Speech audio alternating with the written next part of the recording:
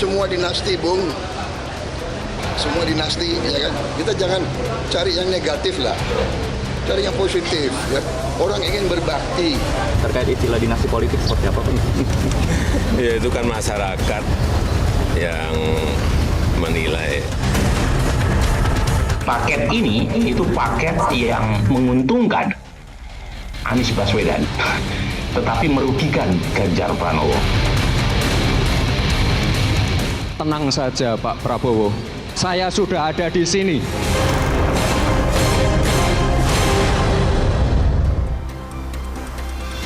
Kami lanjutkan diskusi malam hari ini masih bersama dengan 3 narasumber saya. Ada Cak Nanto, kemudian ada Pak Afriansyah, dan di studio Metro TV ada Bang Ray Rangkuti. Saya masih lanjut ke Pak Afriansyah. Tadi yang Anda maksud dengan kekuatan mesin-mesin ini, mesin-mesin partai untuk menangkan Prabowo Gibran, atau ada mesin lain yang lebih besar itu, atau ada mesin-mesin lain yang Anda maksud Pak Afriansyah? Yang spesifik Pak Afriansyah.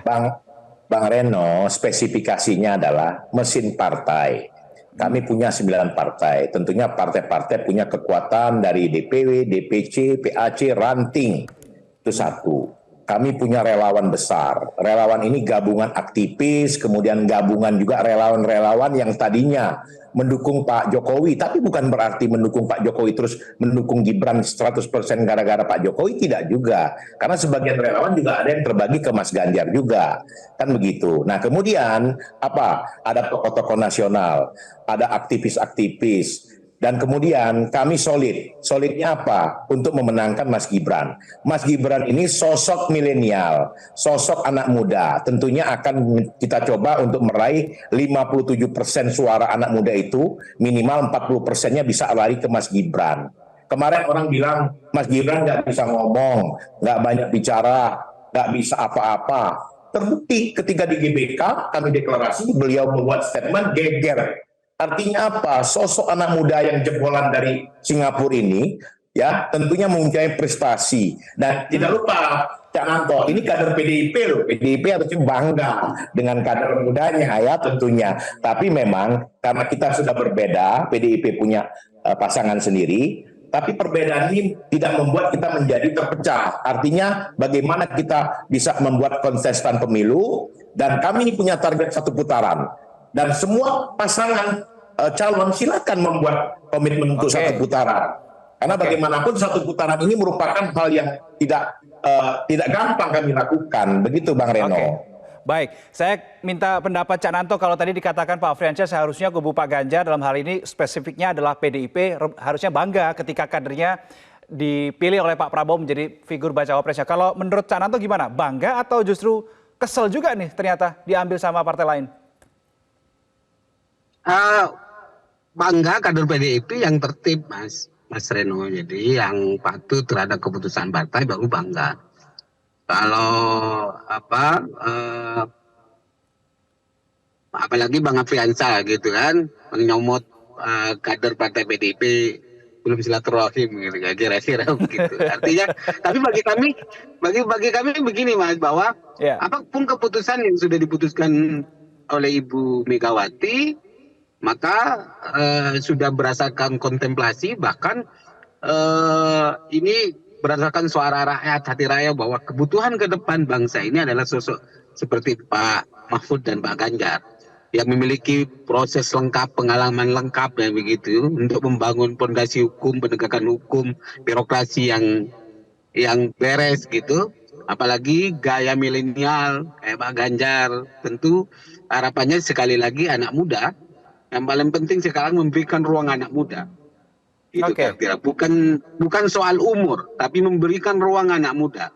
Karena bagi kami merasa bahwa hal ini penting ke depan, walaupun milenial hatinya tapi tidak punya perspektif ke anak muda, memberikan ruang ke anak muda.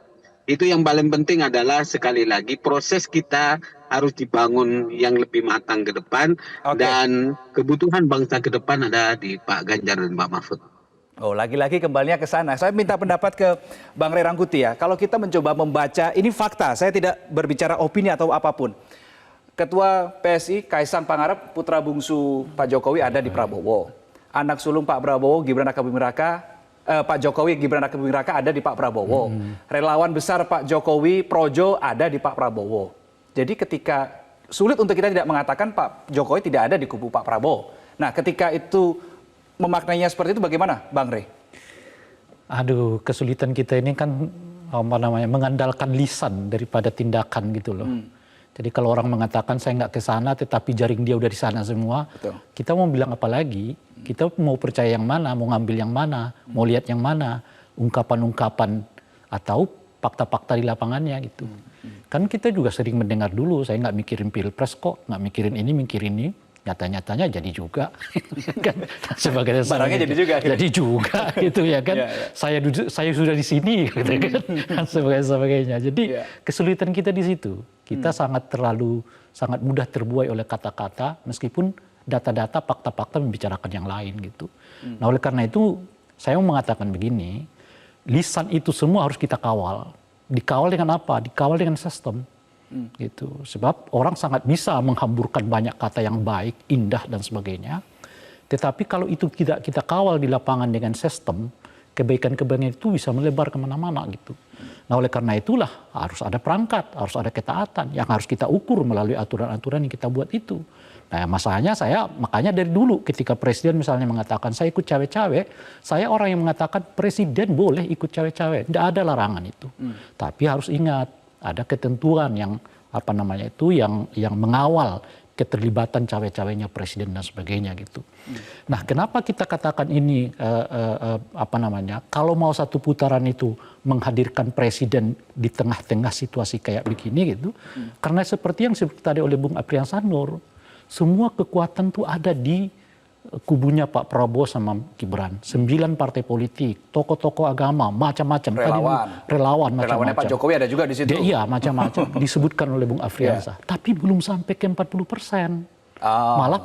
Malah ada kecenderungan turun ke angka 38. Bahkan sekarang mungkin 36, 37 dari survei yang sebelumnya gitu. Nah, artinya apa? Artinya semua keberadaan yang disebutkan tadi oleh Bung Afriansa ini belum membawa dampak elektoral yang cukup signifikan bagi Pak Prabowo, sementara waktu yang tersedia tinggal 3 bulan. Nah, kalau mau 50 plus 1, itu kan setidaknya Pak Prabowo membutuhkan 12%. Nah, kalau dibagi 3 bagi sama dengan 4% per bulan. Harus dapat itu. Kalau masuk ke angka 50 plus 1 gitu. Nah, secara realistis, kalau kondisinya kayak begini nih, misalnya presiden tetap betul-betul menjaga marwah dan langkah beliau sebagai orang yang netral gitu, ya itu kita mengatakan paling hebat ini 2 putaran. Rasanya nggak akan ada yang sampai. Padahal anggarannya sampai sekarang kita lihat masih untuk 1 putaran. Untuk 1 putaran memang mau tidak mau kan kalau harus dihitung sampai di situ kan gitu. Nah itu bagi segi yang lain yang paling penting melihat soal keterlibatan apakah presiden terlibat atau tidak itu bukan pada yang kasat mata. Saya kira nggak akan mungkin dilakukan dengan kasat mata. Tapi pasti akan dilakukan dengan cara-cara yang lebih smooth, yang menghindari ketentuan. Nah, misalnya seperti seringkali kalau kita belajar dari pilkada, kita tidak sedang bicarakan nasional ya. Mencari contoh di pilkada-pilkada ini, pertama bansosnya dinaikkan, gitu, menjelang pemilu, ya kan. Yang kedua adalah janji-janji untuk menaikkan gaji, menaikkan jabatan seseorang di lingkungan PNS macam-macam gitu ya. Nah, yang ketiga melibatkan yang bersangkutan dalam agenda-agenda tertentu yang dikawal oleh yang bersangkutan dan sebagainya.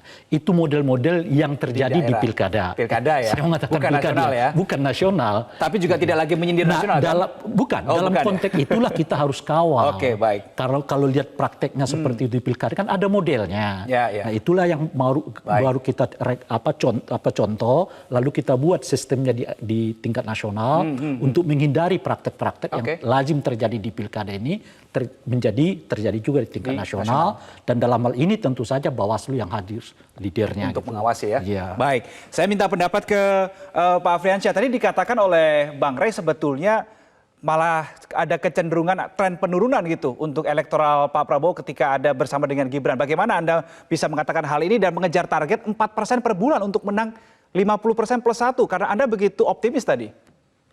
Ya, jadi begini. Pertama, terima kasih atas mengingatkan kita terhadap hasil survei yang terbaru. Karena memang ada pro kontra. Nah, sekarang ini ada juga yang harus kita lakukan dari tim Koalisi Indonesia Maju ini adalah bagaimana mesin ini harus betul-betul selama hampir 3 bulan lebih ini untuk bergerak mendapatkan hampir lebih kurang, kalau memang tadi surveinya 37%, untuk mendapatkan 50 plus itu hadir hampir sekitar 13,05% tentunya. Ya. Nah, hal ini tentunya kami juga harus bekerja keras, Bang Reno, ya, Bang Rai, kami ingatkan juga. Tadi Anda mengatakan bahwa kita harus mengatur sebuah regulasi yang baik. Nah, saya juga mengingatkan, bukan hanya untuk tim kami saja, tapi juga untuk tim Amin dan timnya Mas Ganjar, bahwa Bawaslu beserta dengan lembaga independen pengawas pemilu dari internasional harus betul-betul mengawasi pemilu kita ini dengan baik. Itu yang pertama. Yang kedua, soal bansos. Bansos itu adalah program dari pemerintah tapi melalui Kementerian Sosial. Siapa menteri sosialnya? Dari partai mana? Yang kedua, Menpan RB. Kenaikan gaji dihitung oleh Menpan RB. Menpan RB itu bagian dari pemerintah. Siapa? Menterinya dari partai mana?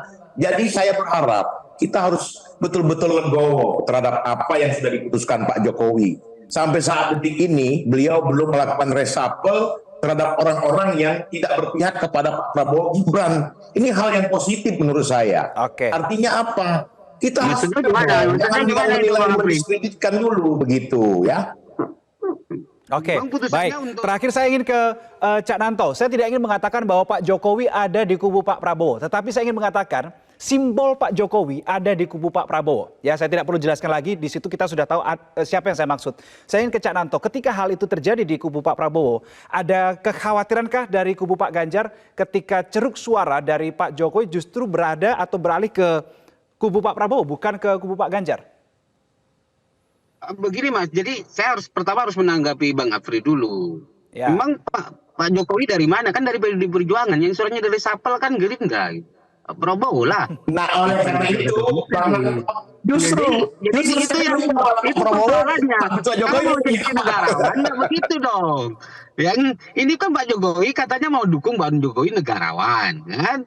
Kalau tadi bahwa siapapun menterinya yang nggak dukung Gibran, nggak dukung Prabowo sama Gibran di reshuffle, logikanya dari mana dia Pak Prabowo aja? Saya tidak mengatakan ini dong. Pak Nanto, bukan mengatakan reshuffle, tapi program-program itu kan dari menteri-menteri yang diangkat Pak Jokowi. Ya, yang menteri-menteri yang banyak dukung Gibran Prabowo juga banyak Mas, lebih banyak dari kader PDIP. Ya, jadi benar apa tapi saya kira begini Mas, kami tidak perlu ada kekhawatiran ya bahwa kami di TPN dan kader PDI Perjuangan selalu berprinsip bahwa bangsa ke depan harus dipimpin oleh dua sosok ini karena misalnya memiliki integritas dan layak masa depan bangsa dipertaruhkan. Tidak hanya karena dia anaknya Pak Jokowi misalnya, tapi karena kebutuhan bangsa ke depan.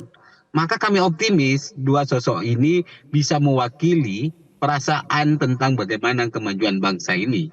Jadi tidak perlu ada kekhawatiran bahwa TPN akan merengek-rengek gitu Pak Jokowi gitu. Enggak.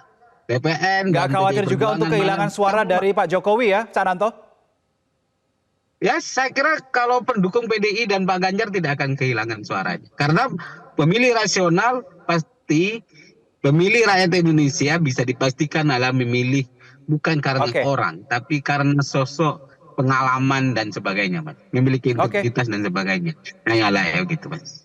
Oke, baik. Cak Nanto, Pak Afriansyah, dan Bang Rey, sebetulnya masih ada beberapa pertanyaan yang saya tanyakan, tapi sayang sekali waktu kita sudah habis. Jadi semoga ada waktu yang lain ya untuk kita berdiskusi. Selamat malam, Cak Nanto, kemudian Pak Afriansyah dan Bang Rey Rangkuti. Terima kasih. Jelajahi cara baru mendapatkan informasi. Download Metro TV Extend sekarang.